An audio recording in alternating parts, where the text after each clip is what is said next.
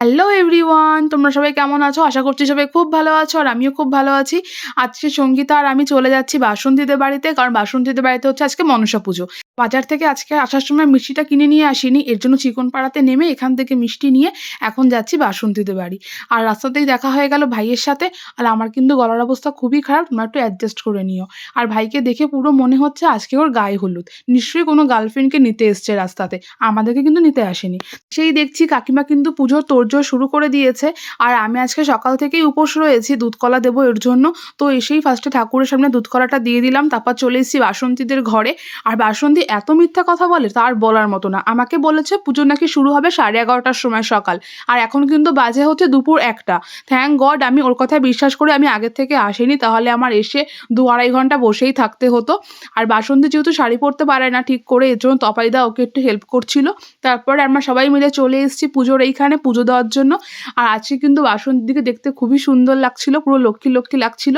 আর এখানে খানিকক্ষণ পরেই চলে এসছে কেয়া আর হচ্ছে তনয়া। আর এই দেখো বাসন্তীকে খুব মিষ্টি লাগছে। আর আর এটা হচ্ছে বাসন্তীর দাদার মেয়ে, ওকে ছোটবেলায় দেখতে পুরো বাসন্তীর মতো লাগতো, কিন্তু এখন তো বড় হয়ে গেছে, এর জন্য ফেস কাটিং চেঞ্জ হয়ে গেছে। তারপরেই চলে এসছে মৌরানী ফরফরানি। তারপর ও আসার পর পুজো দিয়ে আমরা সবাই ঘরে চলে এসেছি।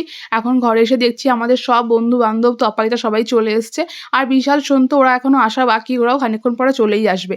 আর শান্তনু কিন্তু আমাদের মাঝে অনেক দিন পর আসলো আড্ডা দিতে। আর আজকে কিন্তু শান্তনু, সন্তু, তপাইদা, অতনু সবাই কিন্তু পাঞ্জাবি পরেছিল আর সবাইকে খুব সুন্দর লাগছিল। কিন্তু এই যে সন্তু আর হচ্ছে বিশালটা পাঞ্জাবি পরেনি। বিশাল নাকি জানতোই না যে সবাই পাঞ্জাবি পরবে আজকে। তো যাই হোক, ঠিক আছে, সবাইকে খুব সুন্দর লাগছে। তারপর ছাদে এসে সবাই একটু ফটো তুললাম। ফটো তুলে এখন বাজে 3টে, এখন চলে এসেছি খাওয়ার এখানে। আর সকাল থেকে যেহেতু আমি না খাওয়া, এর জন্য আমার প্রচণ্ড খিদে পাচ্ছে এখন। আর কোনো জায়গাই নেই, এত ভিড় এত ভিড়। লাস্ট পর্যন্ত জোর করে কাড়াকাড়ি করে আমরা 2টো টেবিল পেয়ে গেছি, তপাইদার জন্য আর হচ্ছে বাসন্তীর জন্য। আর এখানে তিতলি এখনো খাওয়া শেষ হয়নি, তার আগেই মৌ ওকে ঠেলে ঠেলে উঠিয়ে দিয়েছে।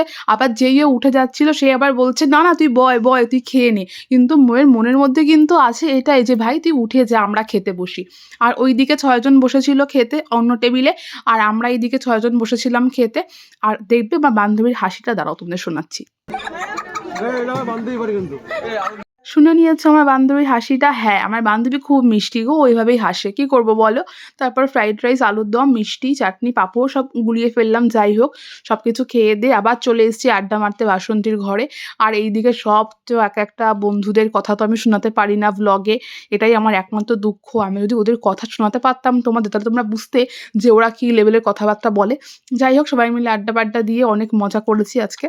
আর এইদিকে আমার বন্ধু বিশাল বাড়ি যাওয়ার সময় ঠাকুর প্রণাম করছে।